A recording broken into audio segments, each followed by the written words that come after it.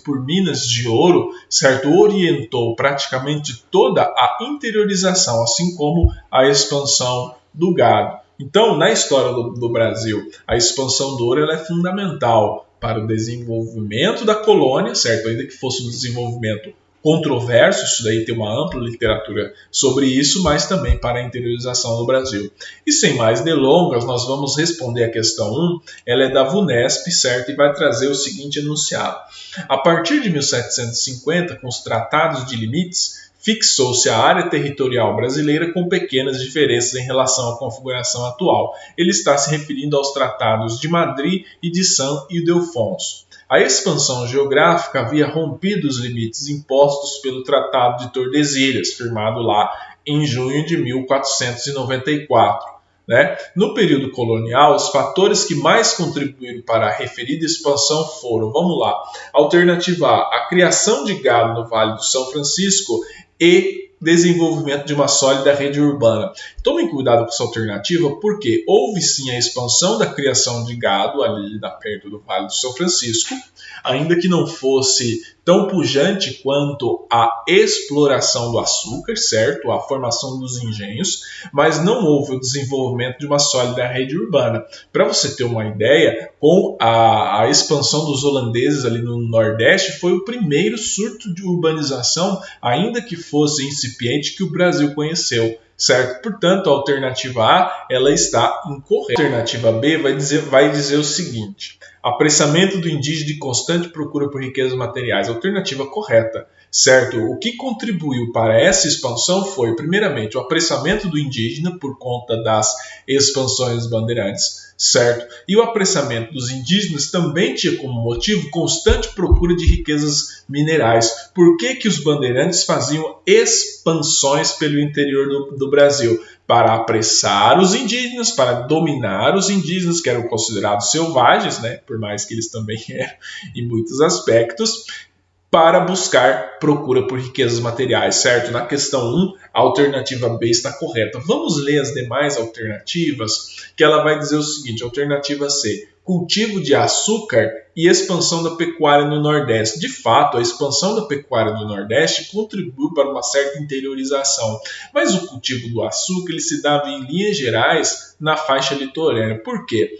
Porque o engenho não podia ficar muito longe do litoral por conta do escoamento. Certo? Nós estamos falando de uma sociedade em que você tinha infraestrutura zero comparada de hoje. Certo? Você tinha que percorrer a pé, muitas vezes não tinha estradas, eram umas picadas muito difíceis. Às vezes, para você percorrer 10 km, você demorava 2, 3 dias para percorrer 10 km, dependendo do solo, quão íngreme era. Então, os engenhos deveriam se localizar o mais próximo possível do litoral, certo? Portanto, a alternativa C está incorreta. É a ação dos donatários das capitanias hereditárias e guerra dos emboabas. Não, a ação dos donatários, na maioria das vezes, eles nem pisavam nas suas capitanias hereditárias. A questão da divisão do Brasil em capitanias hereditárias não foi lá aquele sucesso, tanto é que você tinha duas apenas das capitanias que deram certo. A de São Vicente foi uma delas e a de Pernambuco. A maioria delas não deu certo, tá bom? Então, essa alternativa ela está incorreta. Incremento da cultura do algodão e penetração de jesuítas no Maranhão também não tem nada a ver com a questão da penetração de jesuítas e da cultura do algodão. Portanto, na questão 1, a alternativa correta é a letra B. Vamos agora à questão 2. A questão 2, da PUC de São Paulo, vai trazer o texto do Carlos Henrique Davidoff, de 1982. Vamos ler primeiro para depois nós fazermos qualquer reflexão sobre isso. Personagem atuante do Brasil Colônia, foi fruto social de uma região marginalizada, de escassos recursos materiais e de vida econômica restrita. Teve suas ações orientadas ou no sentido de tirar o máximo proveito das brechas que a economia colonial eventualmente oferecia para a efetivação de lucros rápidos e passageiros em conjunturas favoráveis, como no caso da caça do índio, ou no sentido de buscar alternativas econômicas fora do quadro da agricultura voltada para o mercado externo.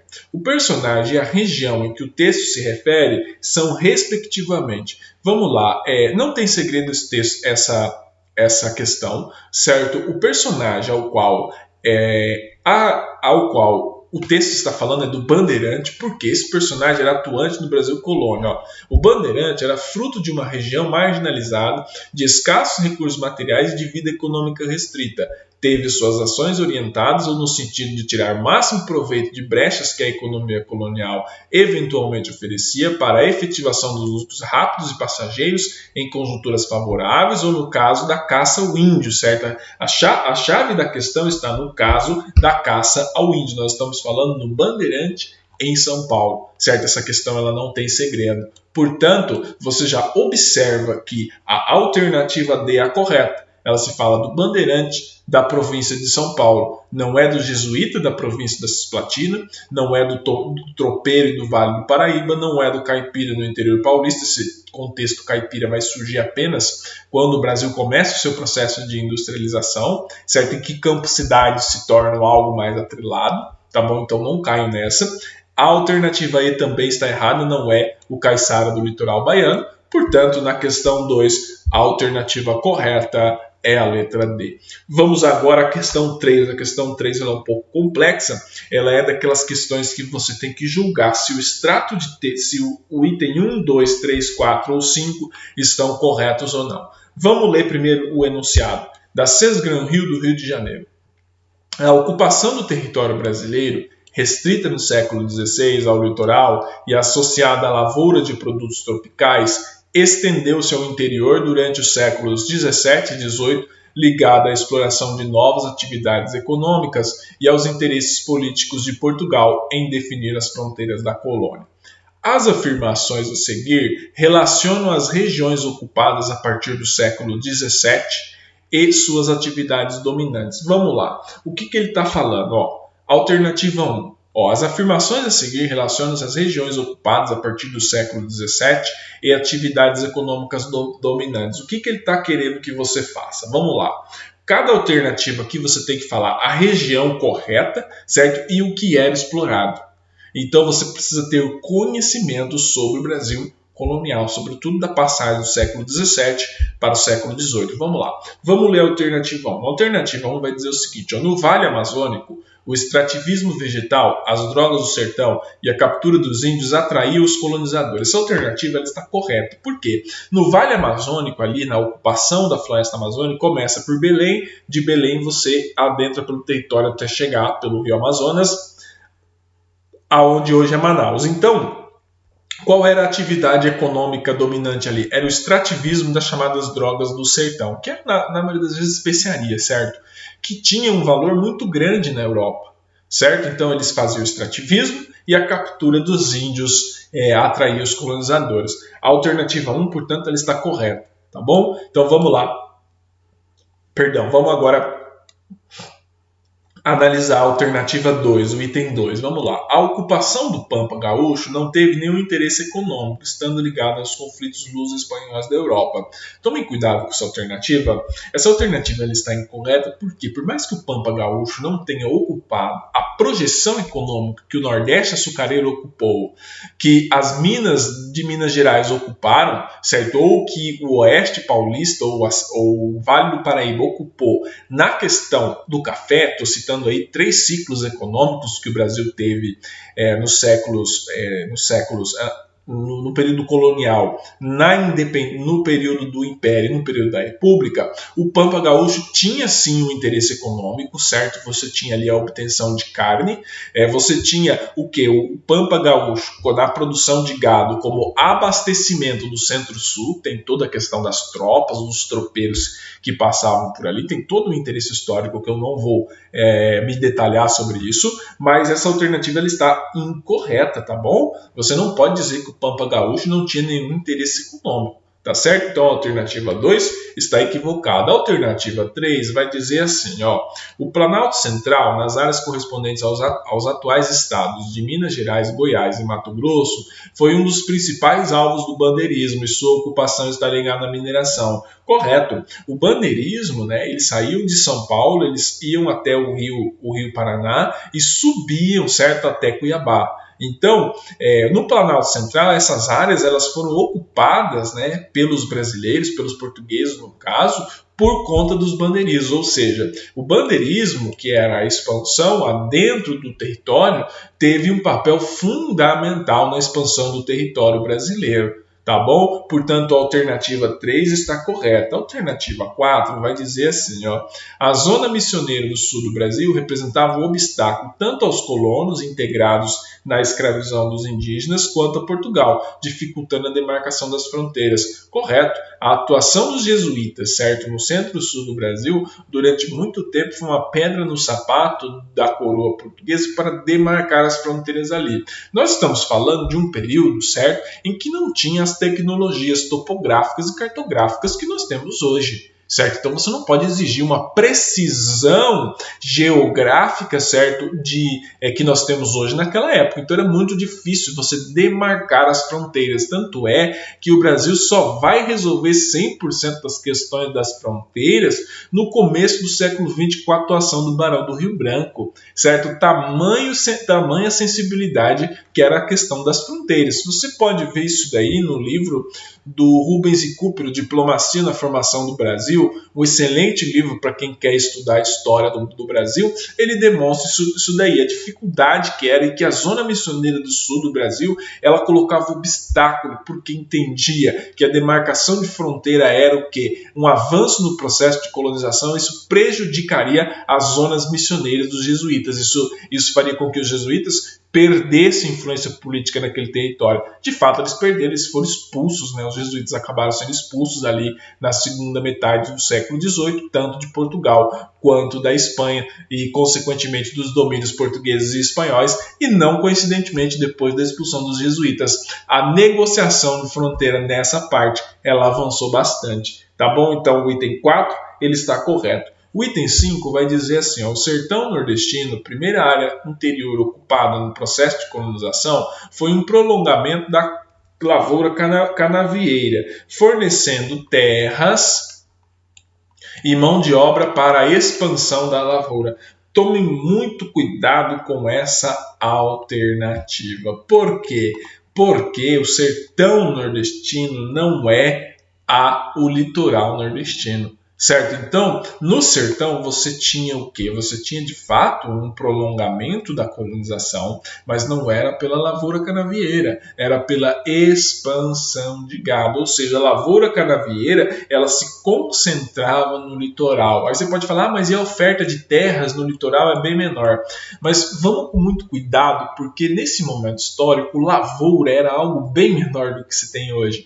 As tecnologias agrícolas, certo, não chegam nem nos pés, nessa época não chegavam nem nos pés das tecnologias agrícolas que nós temos hoje, tá bom? Então não podemos confundir. A alternativa 5, ela está incorreta, tome muito cuidado com ela, portanto a 1, a 3 e a 4 estão corretas. Então quais são as afirmativas corretas? 1, 3 e 4 é a letra C, na questão 3 a alternativa correta é a letra C. Vamos agora à questão 4, também conhecida como última questão, la dernière question, como se fala os franceses, última questão do nosso vídeo de hoje, ela é da PUC de São Paulo. Vamos ler o enunciado, vamos ler o extrato de texto primeiro, para depois lermos o enunciado e refletirmos sobre as alternativas. Assim confabulam os profetas numa reunião fantástica, batida pelos ares de Minas, onde mais poderíamos conceber reunião igual, senão em terra mineira, que é o paradoxo mesmo, tão mística que transforma em alfaias e púlpitos e genuflexórios a febre grosseira do diamante, do ouro e das pedras de cor. Carlos Drummond de Andrade, Colóquio das Estátuas. A origem desse traço contraditório que o poeta afirma caracterizar a sociedade mineira remete a um contexto ao qual houve, vamos lá, a sociedade mineira é extremamente diversificada e ele está falando do período do barroco mineiro. A cultura mineira é extremamente diversa, certo? A cultura brasileira como um todo, mas a cultura mineira se destaca pela sua grande diversidade, certo? E vai dizer o seguinte, ó, a origem do traço contraditório que o poeta afirma caracterizar a sociedade mineira remete a um contexto no qual houve. Vamos lá, ele está falando do barroco, tá vendo? Ó, dê uma olhada aqui aqui embaixo na bibliografia, ó, Você vai ver do Carlos Drummond de Andrade, coloca o de status, está em S. Melo, Barroco Mineiro. Tendo essa informação, você já se localiza no tempo histórico que ele está falando. Vamos lá, alternativa A. A relação bilateral do Tratado de Tordesilhas entre Portugal e Espanha e o crescimento da miscigenação racial no ambiente colonial. Vamos com muito cuidado, porque você não pode dizer que havia um bilateralismo entre Portugal e Espanha na questão do Tratado de Tordesilhas. Relação bilateral, que você pode dizer entre os países, é um advento da modernização, certo? Produto da intensificação da globalização, da interação entre os países. Como você vai falar em bilateralismo nesse período histórico? Soa muito contraditório e até de certa forma engraçado. Portanto, você pode excluir a alternativa A. Vamos lá, alternativa B. A alternativa B vai dizer o seguinte: o relaxamento da política de distribuição de terras na colônia e a vigência de uma concepção racionalista para o regimento das cidades. Também está errado. Não houve relaxamento de política de distribuição de terras na colônia. Essa política de distribuição de terras só não foi maior porque não tinha pessoas com capital suficiente para explorar as terras da colônia, certo? E a colônia ela estava estruturada, o próprio processo de colonização estava estruturado no grande latifundiário, certo? Então, para você formar grandes latifúndios, precisava de um certo capital para fazer isso. Portanto, a alternativa B está incorreta. E a alternativa C, que é a correta, segundo o nosso gabarito, está falando a diversificação das atividades produtivas na colônia e a construção de um conjunto artístico e arquitetônico que singularizou a principal região da mineração. Está correto. De certa forma, quando houve a intensificação da exploração do ouro nas Minas Gerais, houve sim uma diversificação das atividades produtivas na colônia, ainda que tenha sido de maneira extremamente incipiente, certo? Mas já era. A região ganhou muito mais potencial econômico, tanto é que em 1763, se não me engano, a coroa portuguesa decide transferir a capital da colônia de Salvador para o Rio de Janeiro, porque o Rio de Janeiro era um local de escoamento da produção mineira, muito melhor para escoar a produção mineira, então era ali que devia ficar a capital, certo? Portanto, essa que é a alternativa correta, e isso houve um conjunto artístico e arquitetônico que singularizou a principal região de mineração. A alternativa D vai dizer assim, deixa eu diminuir um pouco aqui para ficar melhor para ver. O deslocamento do eixo produtivo do Nordeste para as regiões centrais da colônia e o desenvolvimento de uma estética que procurava produzir construções românicas europeias. De fato, a primeira parte dessa alternativa ela está correta. Houve sim o deslocamento do eixo produtivo do Nordeste para as regiões centrais da colônia, a maioria das vezes Minas Gerais, mas não houve o desenvolvimento de uma estética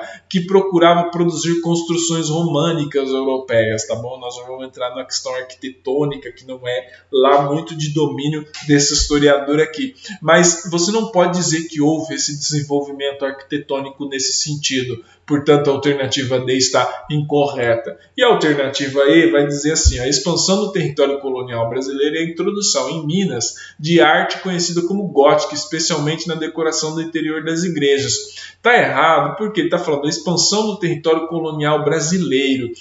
A expansão do território, a questão de Minas Gerais é uma consequência da expansão do território colonial brasileiro. Ele não é uma causa da expansão territorial do território colonial brasileiro. Portanto, essa alternativa ela está incorreta por um detalhezinho, tá bom? Então, é assim, a questão 4, a alternativa correta é a letra C. Recapitulando, na questão 1, a alternativa correta é a letra B, na questão 2, a alternativa correta é a letra D, está aqui. Na questão 3, a alternativa correta é a letra C. E na questão 4, a alternativa correta também é a letra C. Acabamos aqui. Muito obrigado pela atenção de todos vocês. Seguimos nossos estudos. Curta, compartilhe e se inscreva no nosso canal.